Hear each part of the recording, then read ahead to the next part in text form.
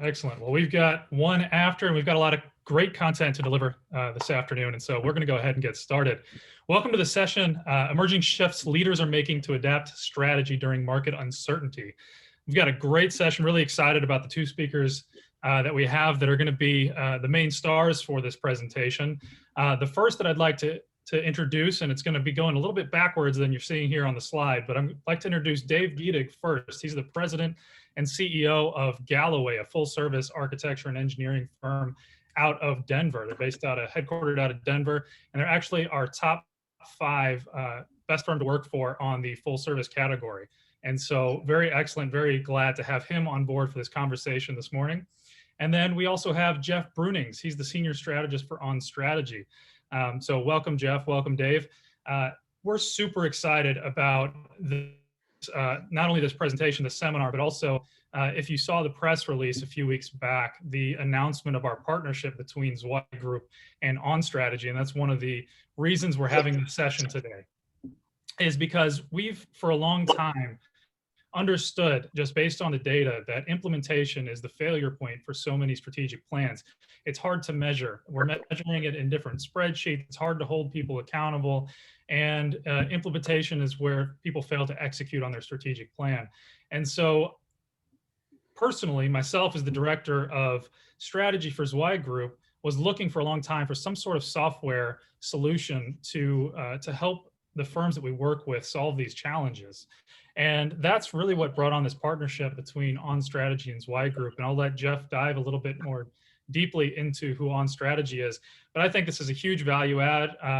Dave and Galloway are currently in the system using it, and that's why we have him here to speak to some of the experiences that he's had thus far and the challenges that it's solved specifically for his firm, whose strategy and strategic plan is really revolved around 3 pillars or 3 thrusts that they're going after, which is their people, their client experience, and then growth. Those are the kind of the 3 main pillars they're looking at in executing their strategic plan. So without further ado, I'll turn the reins over here to Jeff Brunings and let him get started on the content. Yeah, fantastic. Thank you, Phil, and thanks, Dave, for joining as presenters today. And thank you to everyone in the audience. Good afternoon, whatever time zone you might be in. Yeah, to what Phil said, On Strategy, we've been around for about 15 years. We are a strategy process and technology company that fills the need for allowing strategy to be supported by a continuous process, allow it to be adaptive and nimble to quickly incorporate as environmental factors change, as internal factors change. And today's discussion is really around what we all have been seeing most acutely in the past year in terms of either shifts organizations are making as it relates to strategy, and many of these shifts have almost been accelerated. And so it's great to bring the perspectives of both Zweig Group and Galloway to the table today, and we're looking forward to hearing your perspectives from everyone on today's call. If there is a question, a comment, use the chat function.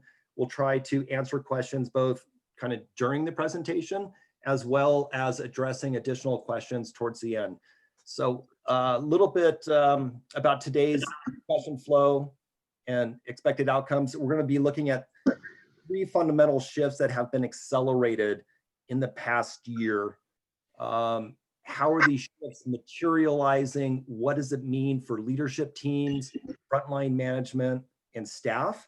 And we'll look at these shifts from both a global perspective as well as specifically within the AEC industry. And then Doug is going to share perspectives of what does it mean for Galloway? How have these shifts been immortalized and become part of the DNA within Galloway? So that's a little bit of kind of like a highlight of what we'll be talking about today. So first I want to start talking about,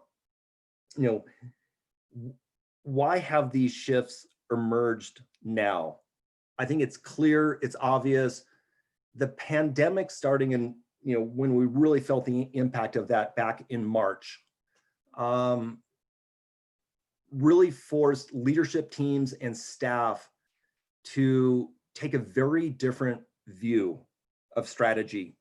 Things happened so quickly, shifted so quickly, that having a strategy that had been built the year before had now become almost irrelevant for many organizations, regardless of what industry you're in. Everyone has been impacted.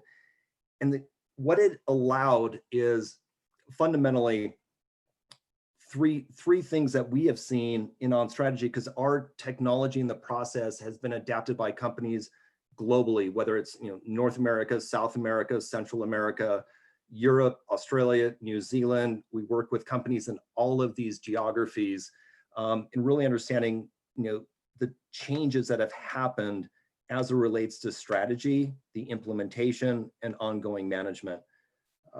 I think if any time is a great time, leaders are standing up and stepping up to the role of not only allowing strategy to be adaptive and nimble, but allowing it to cascade throughout the organization. At the end of the day, it's more important now than ever that people throughout the company know fundamentally where they contribute, how they contribute, why they contribute to achieving the overall success. So I kind of wanted, like, the first shift that we've seen, and Phil and Doug, I want to hear your perspective on this as well, is that strategy is no longer for leadership teams. What this means is that strategy is not an annual planning event with leadership behind closed doors and only revisited on an annual basis. It truly is, strategy is being defined and cascaded from both the top down and the bottom up in organizations, so people know exactly where they fit and why and how they uniquely contribute. It's more than ever, using, whether it's smart sheets or spreadsheets to manage the performance of strategy, allowing to get everyone on the same page, pointing in the same direction, speaking the same language, has become really vital. There's so much uncertainty, not only in the market, but within staff, to say, are we stable? Can we endure and sustain and thrive in this times of uncertainty? Strategy can be an awesome glue that holds people together with ownership and accountability and pride. And it really is not just a nice to have, it is a mandate. It's an essential function of an organization to not only define a great strategy, implement it, roll it out, and have everyone on the same page. Phil, like, within the AEC industry specifically, how have you seen these changes in the past, say, 8 months manifest itself within the industry as it relates to strategy is being cascaded deeper and broader within organizations? Yeah, it's a good question, Jeff. And for those listening in, you'll notice this, we'd like this to be more of a discussion-based presentation rather than us just informing you. So please heavily utilize that Q&A and chat function if possible. This is like a lot of other things that we saw that were really accentuated by this pandemic. This has been a trend that's occurring for a while. So the things that we're talking about aren't necessarily new, but how it relates to the AEC industry is something that hasn't been implemented or adapted in most organizations. In fact, if you look at broadly at the entire industry, most leaders are spending about 1 hour per month on strategy in any way, shape, or form, and we ended up with these a list of action items that seem to be a mile long, and it's all leadership that's bearing the brunt of that. And let me be a little bit more clear on that, because that can be broadly defined. What is leadership, and how do we define that? So I'm talking like shareholder principal level positions within this industry. That's where strategy lived and died, and everybody's busy. You're still working projects. You're still building those client relationships. And so the focus just, with all the best intentions, hasn't been there, which is why it's really important not only to that this is more of a living and breathing type of activity. This is a process driven type of activity where it's gone and shifted away from a once a year, which is what most firms are doing. If you're really excellent on this topic, you're working at like quarterly business review type level, where you're revisiting these items and your strategic plan on a quarterly basis. But most firms are really at that yearly cadence. And so not only does that accelerate just based on things are rapidly changing and with the level of uncertainty, most of our leadership teams have had to adapt and change on how we're communicating with our teams. What does remote work look like? What is the technology platforms that we have available? But also, what does our strategy look like?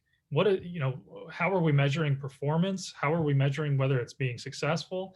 Like Jeff mentioned at the outset, the plan that we made in, some of the firms that we were working with, February 2020 was not the plan in August 2020.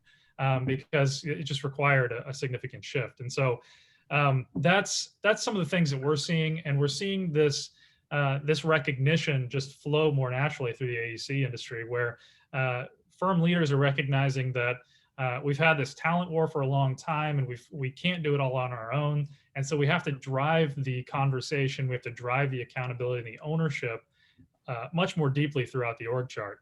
And so because of that, we're seeing a lot more success. And the firms that are in the AEC space that are doing this effectively, that have a strategic plan, are on average about 12% more profitable, which is a fantastic result. Doug, within Galloway, you and I were talking earlier. You have a really good story around the distribution of ownership and accountability and the pride in that ownership, both at the highest levels in Galloway, the stakeholders, all the way down to staff. Tell us a little bit about that. Yeah. This is Dave Giedig with Galloway. For years, we've had a lot of our staff involved in committees associated with executing on our strategic plan. And so we've kind of looked at things from the top. The internal board members are responsible for the three main goals. And then at the next level, on the objective level, underneath the goals, we have different shareholders responsible and accountable for the execution on the objectives. But then below that, you've got initiatives and action items. And then what we do is we have our associates and our senior associates take ownership of the different initiatives and action items. And even our staff level are taking ownership of portions of our strategic plan. So we've had 50% of our staff or more involved in the execution of our strategic plan. And it's worked quite well. I mean, you guys were just talking about, it's not a yearly thing anymore. We actually, in the past, what we've done offsite strategic planning with Zweig almost every year, but then also we're doing internal committee meetings on a monthly basis, and then entire strategic team planning or meetings on a quarterly basis. So it's got to be a dynamic process, and there's got to be a high level accountability at each different level in order to execute on the strategic plan.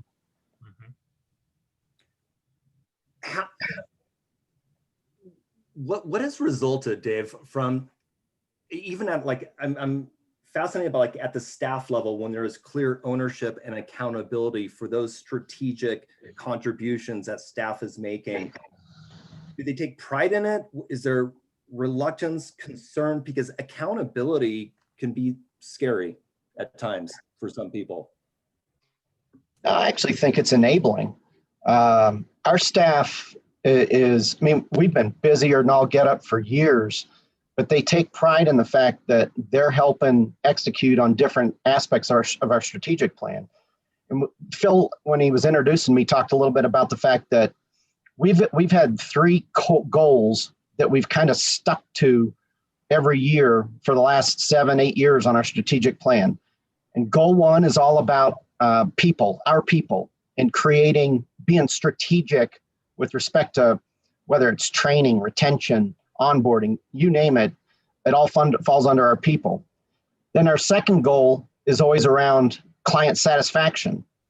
Well, client satisfaction, I mean, if in our industry, you know, we feel like it cascades.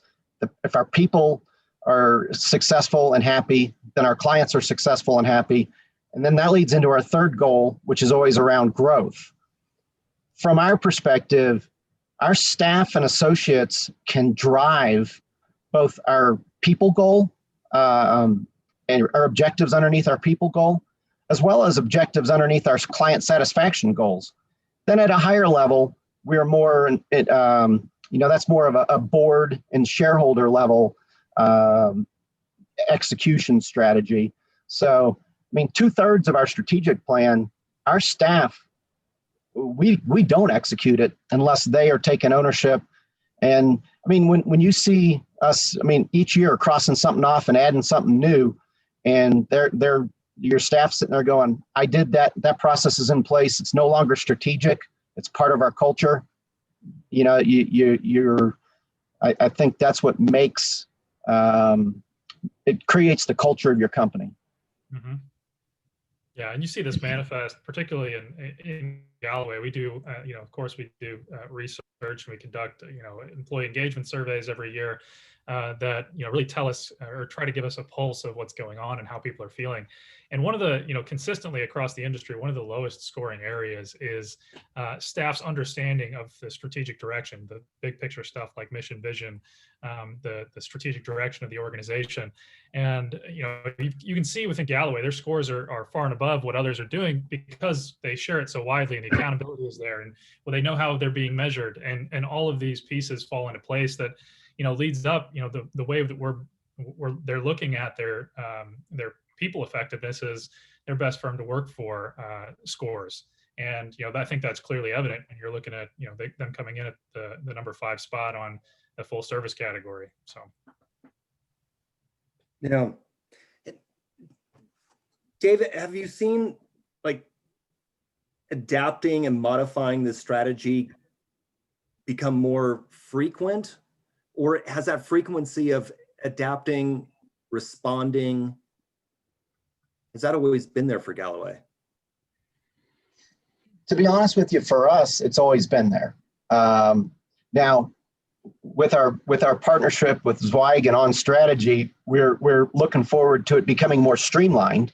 But yeah, we had spreadsheets, and each of the teams was reporting back to our marketing director on a quarterly basis, and we were adapting not only, I mean, throughout the course of a given year, but each year our objectives were changing. So we have, since going back to 2013, looked at strategic planning as a dynamic process. And, you know, maybe we've never been a company to have a plan and it sits on a shelf and we go, did we execute on that a few years later? Every year we're fine tuning it. But then that being said, we also go back, Phil will tell you, I told a story of at our last, we had Zweig out in Denver 3 weeks ago doing offsite strategic planning. And I was able to pull out, one of our partners pulled up our strategic plan from 2013, and there were like 7 major things that we were attacking with respect to that strategic plan. And I was able to go through the list and go, in the 7 years since we started doing this, we can check the box off every one. That being said, the last one we had actually executed on 3 days before our offsite strategic planning, starting in an entire new group at Galloway and with transportation planning. So, but it's dynamic. It changes every year for us. That's kind of who we are. It's in us. I mean, yeah. And it's great because not every company that is trying to bring process into their DNA and bring strategy back to the forefront has embraced that willingness to be very nimble, really adaptive, and to get the entire organization from the board to the floor on the same page in terms of strategy, execution, understanding what's working, what isn't working, how do we change? How do we modify the strategy to come back to, people, client satisfaction, and growth, the three pillars for Galloway? Those are almost like fundamental pillars for any great company to stay focused on. Yeah. And I think, one of the things that, we're a big fan of at Zweig Group, and if you've worked with us more closely on strategic planning, we talk about open book management, that transparency and visibility into the performance of, not only the financials, but also the direction of the firm. Where how can we provide more information? How can we empower the entire staff so that they can all get behind, we'll go back to the old analogy, everybody rowing in the same direction, and amplify the power of having an entire team around us. And if they don't have that information, they don't have the transparency or visibility to the performance, then they can't do it. And I think this is one of the great things about being able to provide through this partnership with the On Strategy application, which is giving tools to allow that to happen, for the transparency, visibility, and accountability throughout the entire cascade. And it's there, it's easy, it's accessible. You've got the dashboards for performance. So I think it really drives home not only the process, but just giving people the information they need to make better decisions going forward. Good. Let's talk about the second shift that has been accelerated in the past year.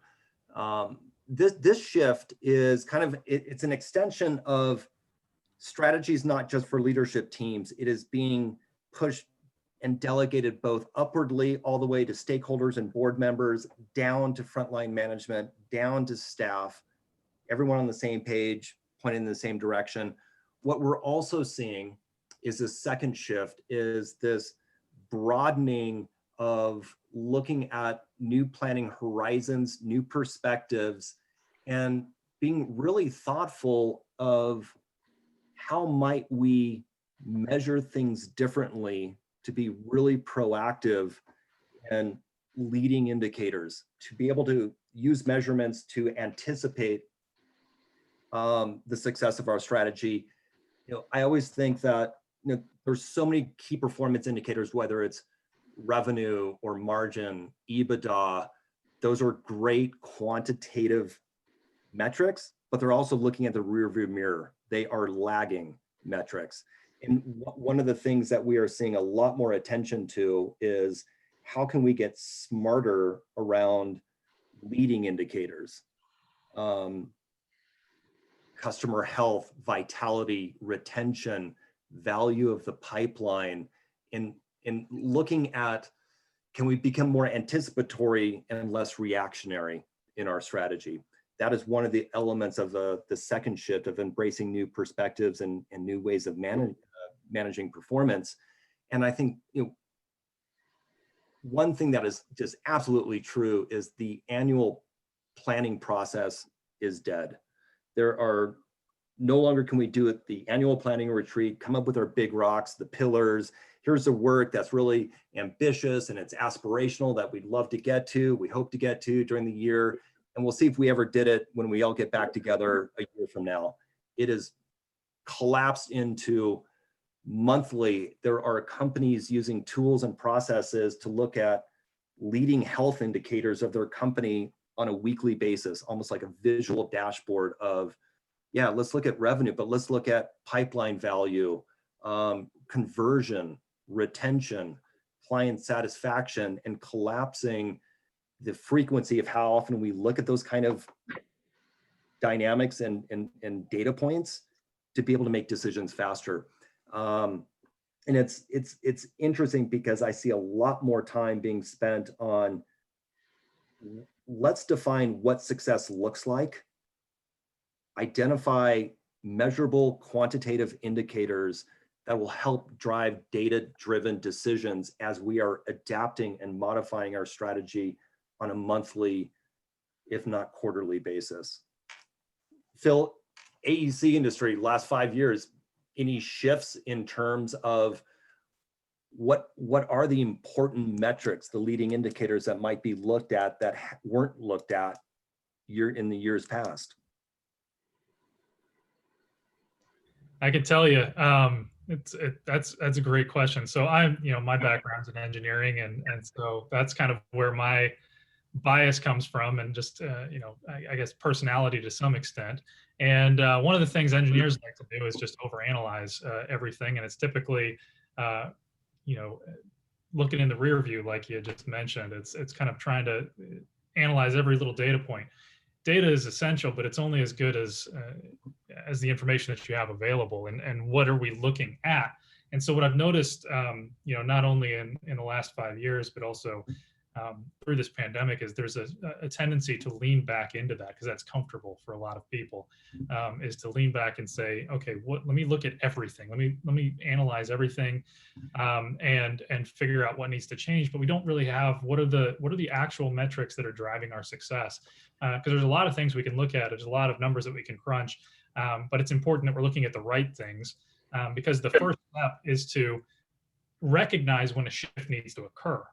And that's the hardest piece to get right, because to some extent strategic planning is like looking in a crystal ball and trying to predict the future, but that's why we really focus on the strategic ideas. The philosophical level is so important. If you do the mission and vision right, it's so important because it allows you to focus on the strategic, allows you to make changes and adaptations to the operational or the tactical level of our organizations. And so that's one of the first things that I've noticed, that we've seen, is that people are starting to ask those questions. They're starting to figure out, okay, what are the actual important things that I need to take a look at? At Zweig Group, we're very data driven, very evidence based. We collect a ton of information. I think it's, I wish I had Chad here because he knows the numbers like the back of his hand, but I think it's over 2 million points on our best firms to work for survey alone. And that's just one of a myriad of different surveys and information points. One of the first things we did through when, everything started shutting down and this pandemic started to really ramp up was we immediately launched, data gathering missions. But again, it's what is that data telling us? How do we analyze that data in such a way that allows it to inform our decisions going forward? And so what is the state of your business is some of the questions I might ask there. Is, has our business model been totally disrupted? There's these giant mega firms, the AECOMs of the world, and others that are now starting to define themselves as technology companies and not as design companies. So what does that mean? What are we tracking from that perspective, and how does that play into our strategic plan? There's major shifts occurring that within the industry, but a lot of firms aren't recognizing it. And that's really speaks to this point, I think, of embracing new perspectives and figuring out what is important to look at. Hey, Jeff, you're on mute, but I'll jump in here. To add on to what Phil was saying, one of the things that I have to appreciate with respect to measuring success is the Zweig Best Firm to Work For annual surveys, because we are able to year over year gauge ourselves to where we were a year ago, but then see where we need to focus on the next year. And we are 2 years ago, our IT department got hammered in the Zweig survey. This year, they had the highest scores of the entire company in the survey. So that internal survey is critical for us for strategic planning looking forward. But then one other thing that you were talking about, how do you measure success? A couple of years ago, we instituted what we call our No Client Left Behind program.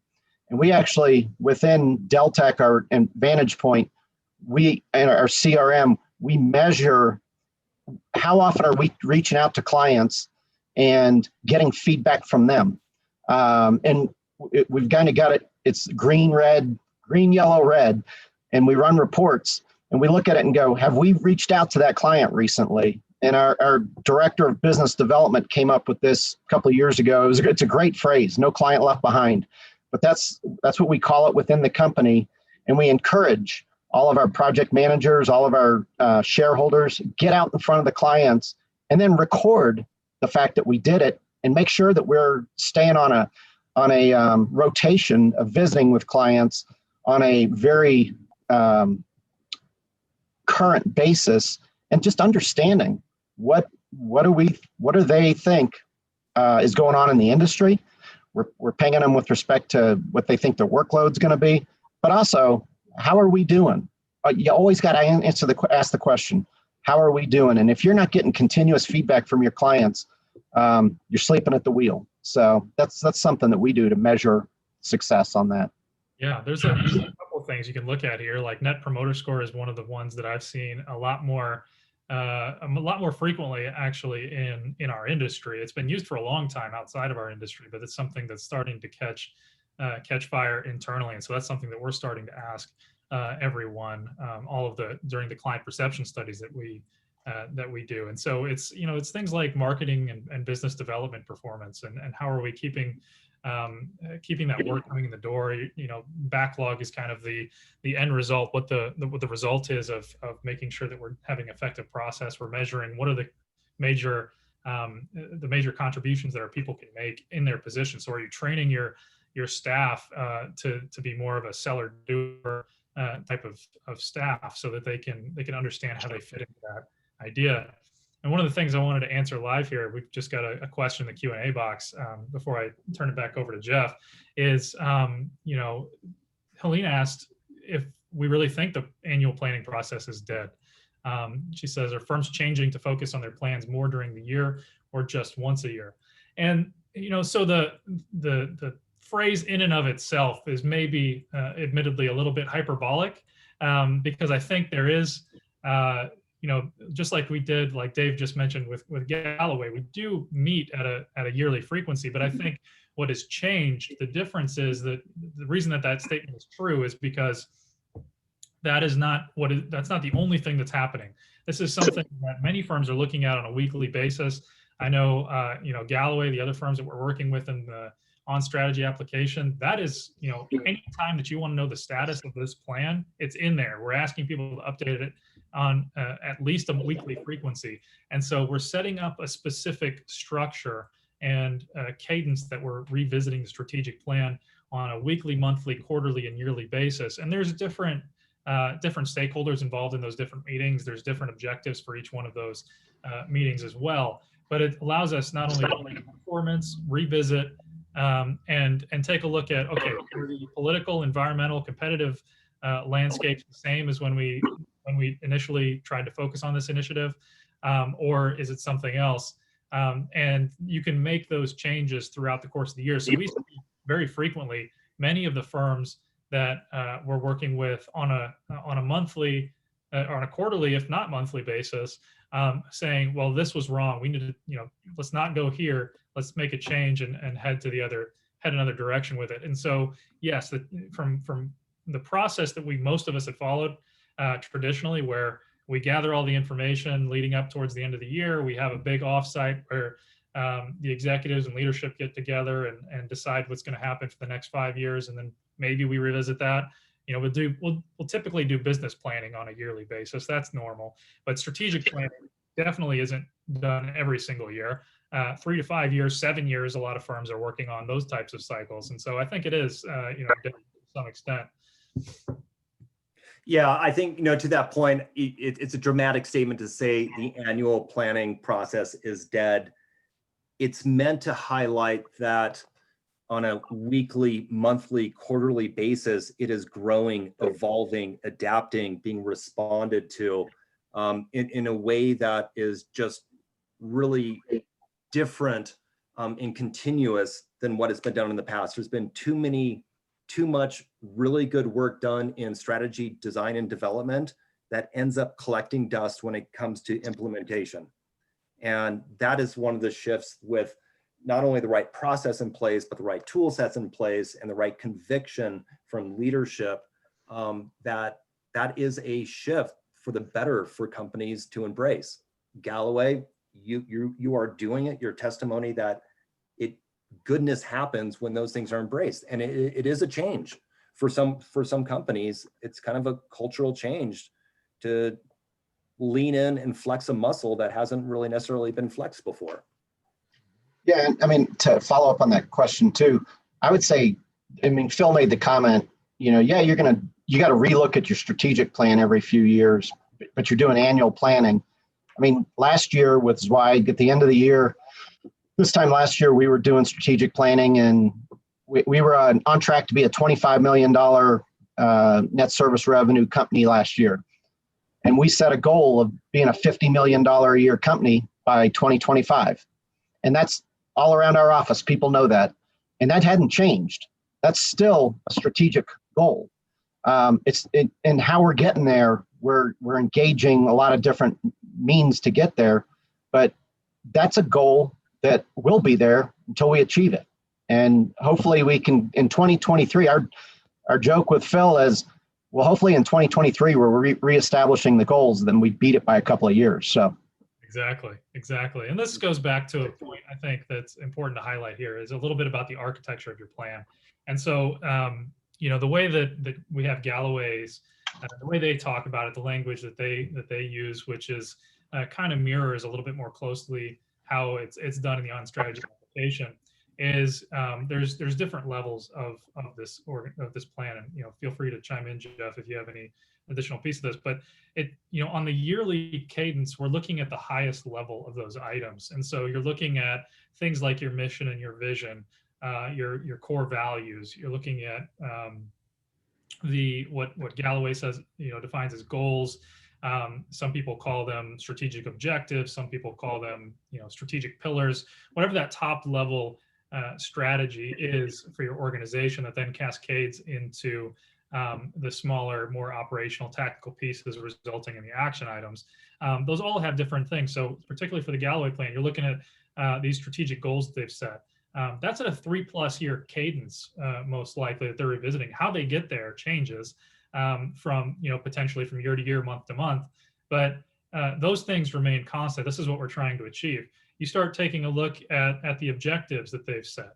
Those things are typically 1+ year. They're typically things that are going to last in excess of 1 year cycle. And then you've got initiatives and actions below that could be at a 1 year cycle or below.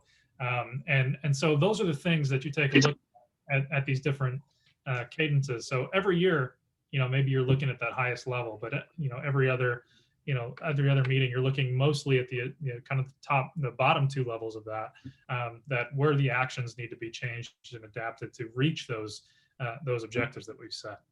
Yeah, you're spot on, and that's what we see, and that's one of the best practices of great strategy. Is strategic direction doesn't fundamentally change year over year. It is a 3 to 5 year horizon, whether it's pillars, strategic objectives, org-wide goals. That is the what we want to achieve. The how, in the form of initiative, supporting actions with ownership and accountability, that is where the process is being embraced to be really agile and adaptive. And how do we get to a place where we can achieve the outcome of the strategic direction, which is a great segue into the third shift, adopting process-driven culture. Let me interrupt you real quick before we get there, Jeff, because we had another question come in that I think we could have pushed it till the end, but I think it's, they've been waiting a little while, so we'll go ahead and handle it. So what they asked was, what do you integrate as part of your strategic plan? What are the main components? And I thought I'd kind of do this in a little bit of reverse order and ask Dave, what are the most important things that you think are included in terms of the components of your plan, and then we can kind of talk more broadly about the strategic plans that we see. What are the most important components of the plan? Well, to me, the most important components is the follow-up and the execution of the plan, and putting processes in place in order to allow you to do that. To me, a plan doesn't mean anything if you're not going to execute on it. So to me, I'm not exactly sure where they were going with that question, but to me, the most important component is getting your staff and everybody engaged so you can execute. If you don't have everybody engaged and everybody on the same page with respect to where you're headed with your strategic plan, no other component means anything in my mind. Yeah, and I would add that from a strategic direction setting, good strategy needs to incorporate a very solid, crystal clear vision. Where do we see ourselves? what does success look like for ourselves? It is often really getting laser focused on the unique and distinct customer segments. A segment can be defined by different buying influences, different wants and needs. Segmentation is vital as part of a strategy. And I'm a huge advocate of really spending time thoughtfully to appreciate what are the unique competitive advantages your company has. Just because it's a strength doesn't make it a competitive advantage. A competitive advantage is something you uniquely do better than anyone else in your industry that will inform your strategy, how you go about your strategy, how you find business, win business, and retain business. Competitive advantages. Yeah, that's huge. I don't know if I have a whole lot else to add to that. I mean, those are the big ticket things. The things that we're really emphasize is that vision, trying to understand what the higher purpose of your organization is kind of one way to state the definition of what a vision statement should look like. But it really is, why do we exist? What are we trying to achieve as an organization? We need to measure that somehow. How do we measure our progress towards that vision? And so that kind of takes the form of your mission and your values. Your competitive advantage is something that I find most firms find very difficult to articulate. And so we spend a lot of time there on what does that look like? I think Galloway's got a pretty good. They've been working towards that for quite some time, and they've got it pretty well defined what that means to them. But every firm, you hear some typical answers that are, when I first asked that question, what does a competitive advantage look like? And it's you hear the same things over and over again. So really taking the time to focus in on those components, that informs your strategies, your goals, and your actions that come out of that, which, there's of course the communication plan that's part of that, that how do we get this message out, the implementation plan and schedule.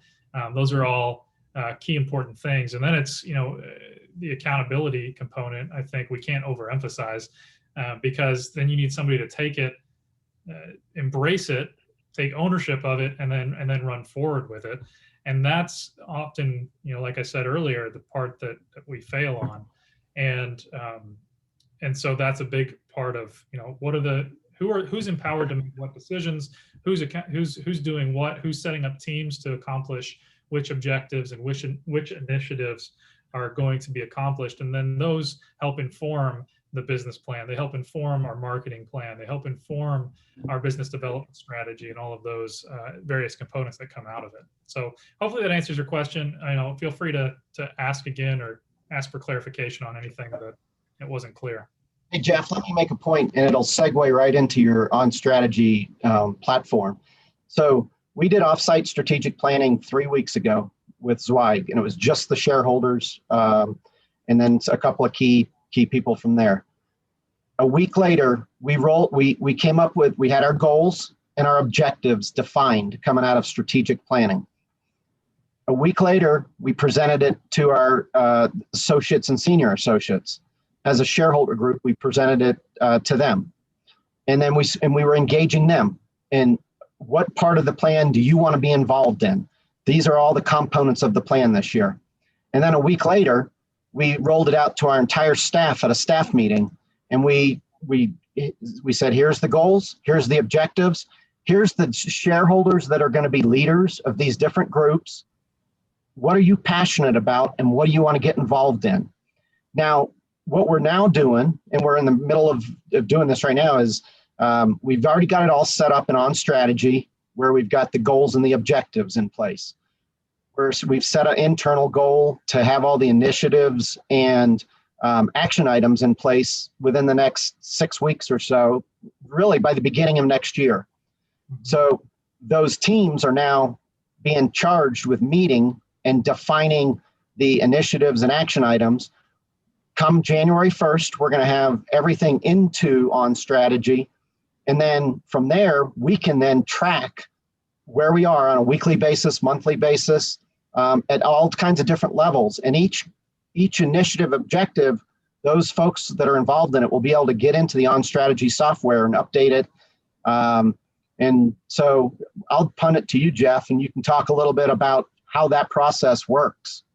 Yeah, I'll speak to that, because what you articulated, that is the process for successful strategy.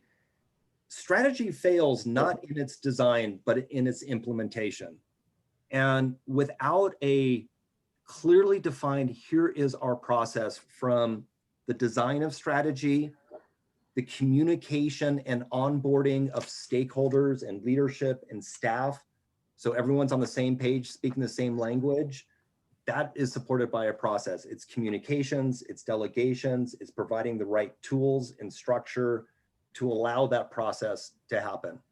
And that is almost like the whole culmination of what we've been talking about for the last 45 minutes, is really articulating the blueprint and the roadmap for what is our process to take strategy from design to adoption to implementation to ongoing performance management and adaptation. And that's what we can spend a few minutes on now, because having the right tools to empower and enable that process is vital. I know, and there's probably lots of folks on this call, that when it comes to what tools are we using, it might be spreadsheets, it might be smart sheets, it might be some kind of collaborative kind of documentation tool that we're sharing, and it becomes painful. There's no efficiencies gained. The sharing and distribution and reporting of performance becomes really painful. So people people end up struggling with the process because the process itself is not enabled by good tools to use. Amen. Amen. All I can say is I'm glad our spreadsheets are going away. So am I, Dave. So am I. Those are hard to track. So is Cressa. Yeah. No, this is an excellent point, because one of the things, I mean, you've heard these catchphrases before. What doesn't get measured doesn't get done. What doesn't have a process doesn't get done. There's different ways of saying these things.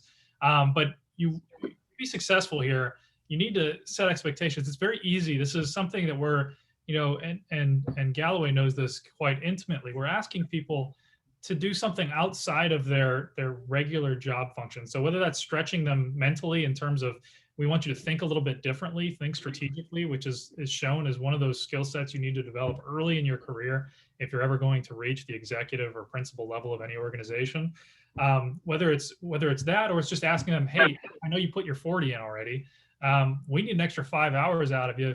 If you're really passionate about these specific items and these initiatives that we're driving forward, we want you to be involved. But that doesn't mean that client experience suffers. It doesn't mean that that you're not getting done what you need to get done in terms of your regular day job. And so allowing that to become part of your company's DNA and really driving the process and having the tools and the resources, that's what our job as leadership is to provide the tools and resources to let the organization be successful.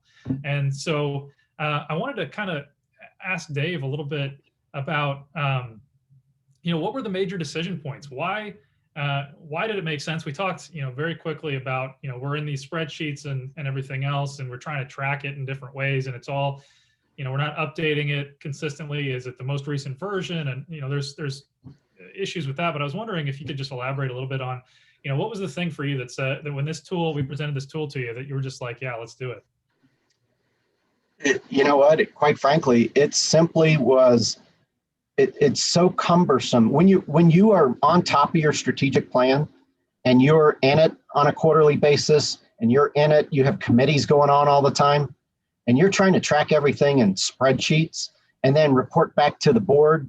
And I mean, our poor marketing director, once a quarter, she'd send out an email and go, okay, everybody give me your updates. And I'll bet she spent 8 hours every time trying to pull it all together and so we could be presented where we're at on our strategic plan. And it's accountability, quite frankly. I think I think the OnStrategy software is going to help us as a company become more accountable to the execution of our strategic plan.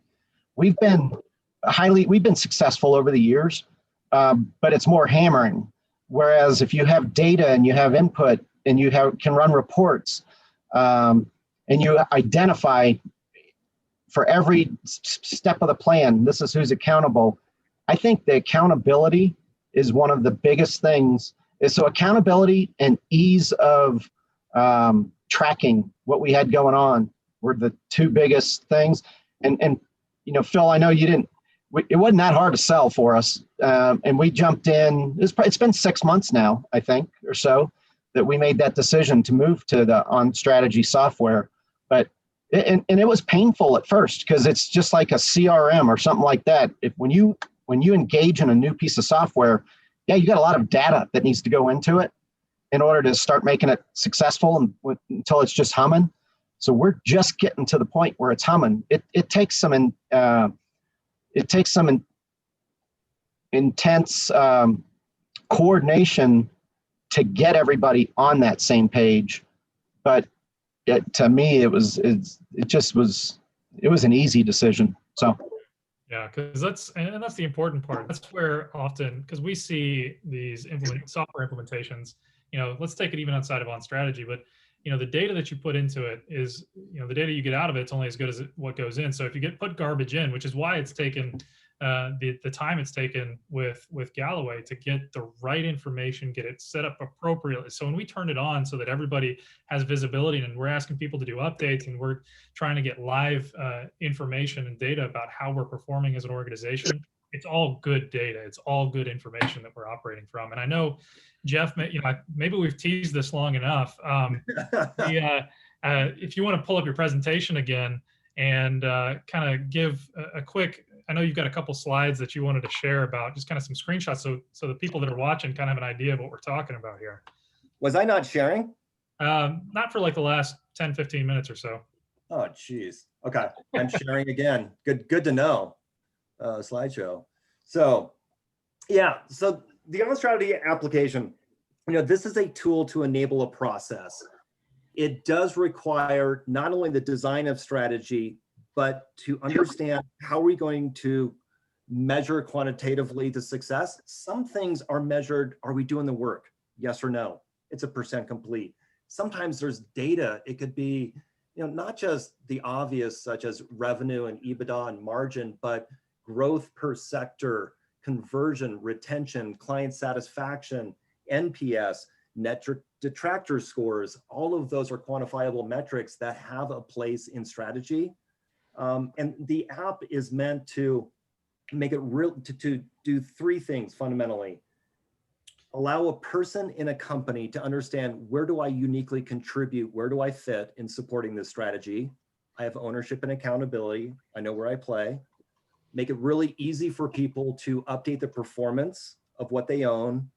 And 3, to share out the performance of the entire strategy across the entire company, to look at performance by department, maybe division, all the way down to the performance of an individual. Good job. And so this is, hit presentation mode real quick. yeah, presentation mode. A little tough to read. Yeah. No problem. I'm going to do that real quick from current slide. How's that? Better? Much better. Okay.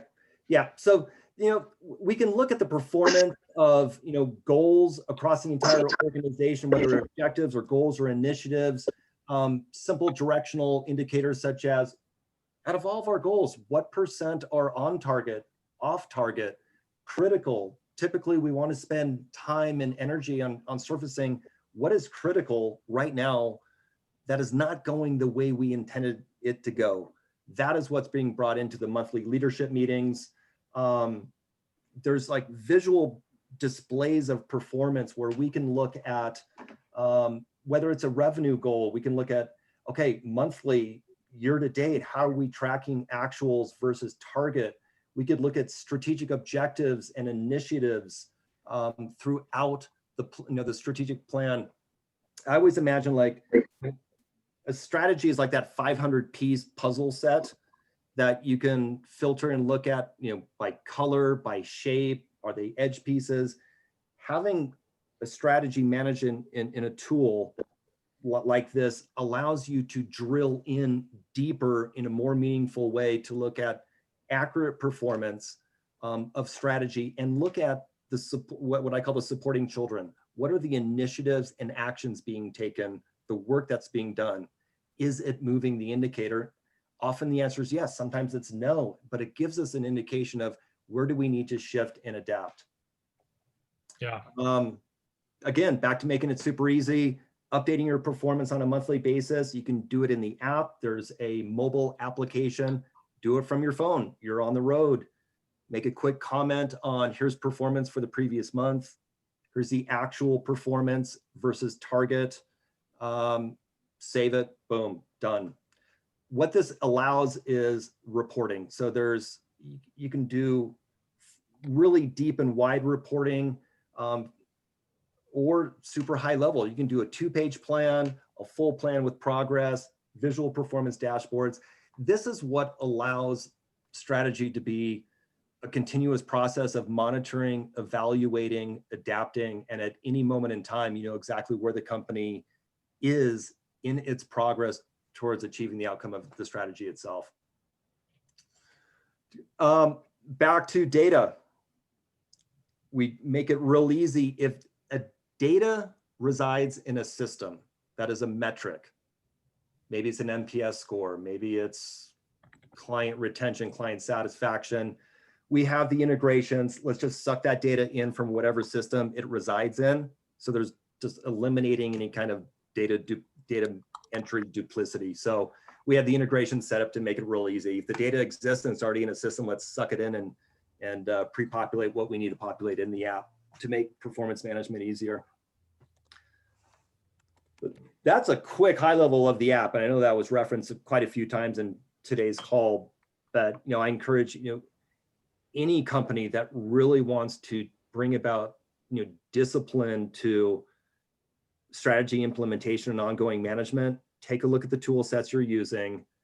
If there's a pain point, often there are with using spreadsheets or smart sheets, take a look at, there's an easier way to do it. There's a more powerful way to do it to drive more thoughtful, productive, performance reviews with leadership and staff. Yeah.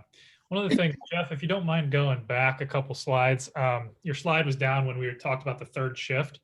And so just giving people the visual there in terms of what we had in terms of content on those slides for the third shift of adopting a process-driven culture. Mm-hmm. One of the things I did want to mention, the reason that Galloway has been so successful with their plan, or one of the many reasons, I suppose, is the importance of having a successful plan being dependent upon executive sponsorship or championship of what the strategic plan looks like. So in Galloway's case, they're successful because of Dave's leadership, his communication, which we talked a little bit about how burdensome sometimes that can be. Is we need almost like an extra person just for the communication piece of this and drafting those messages. But that is, we can't emphasize it enough that anything that's going to get done, anything that's going to be taken importantly by the rest of the organization has to have that executive level sponsorship. And I think Dave and Galloway do that really well.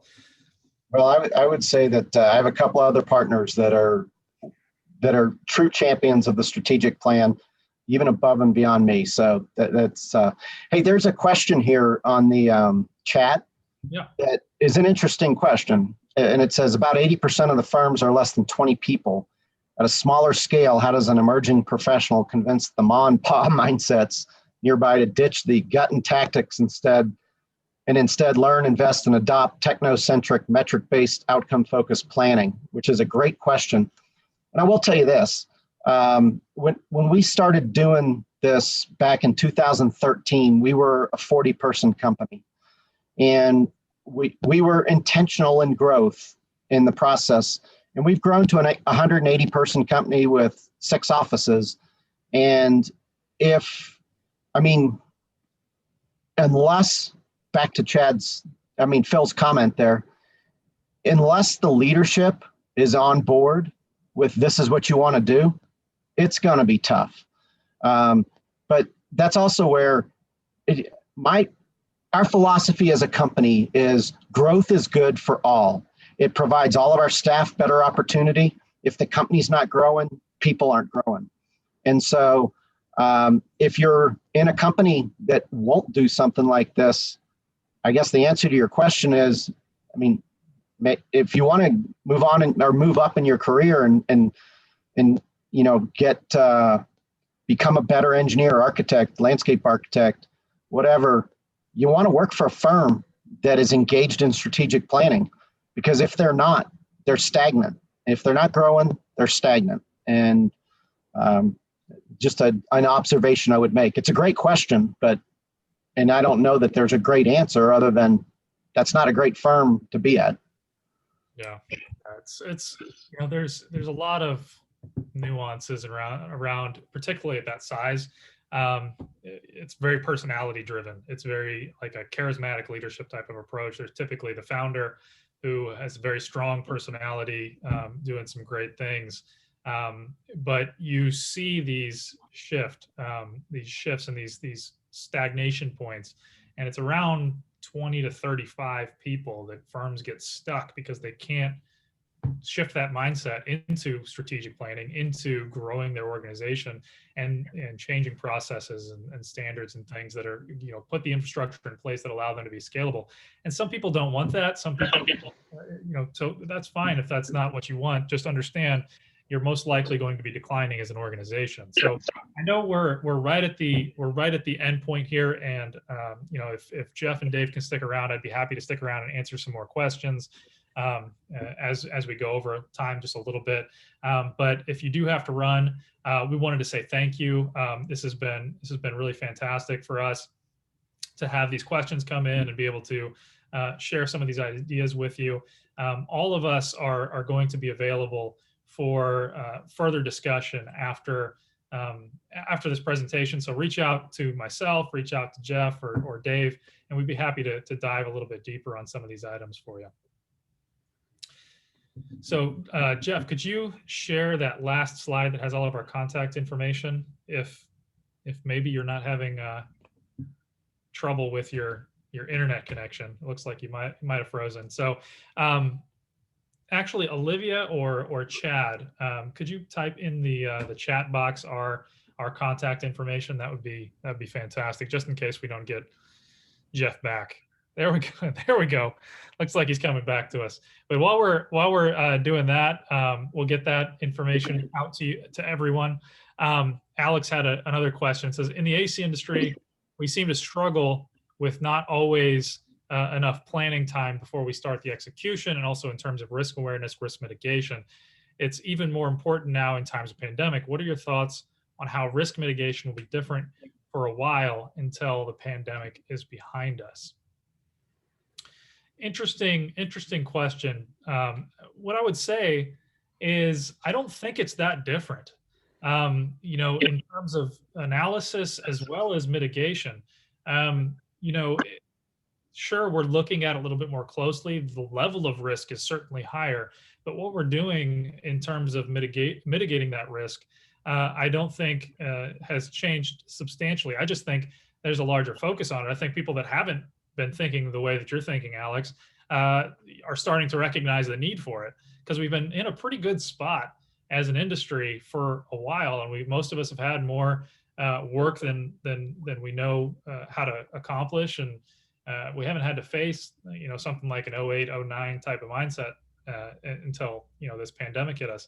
And so I think some of that is just an acute awareness and an increased level of risk and an increased level of uncertainty. I don't know, Dave or Jeff, do you have any thoughts on that, on Alex's question? What I've seen when it comes to risk mitigation is doing a lot more work around scenario planning, like the what ifs. If these scenarios happen, what is our contingency plan? What is our mitigation strategy? Looks like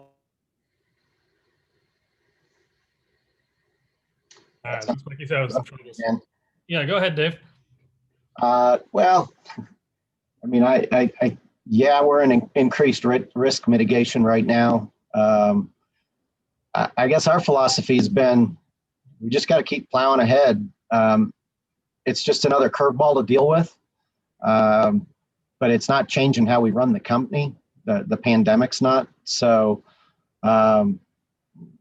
yeah, it's reality that there's extra risk right now, but you can't not continue to be forward looking would be my thought process there.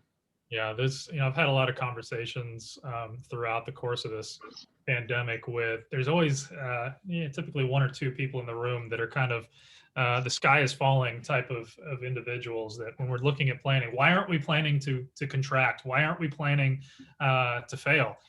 Is really kind of what they're saying.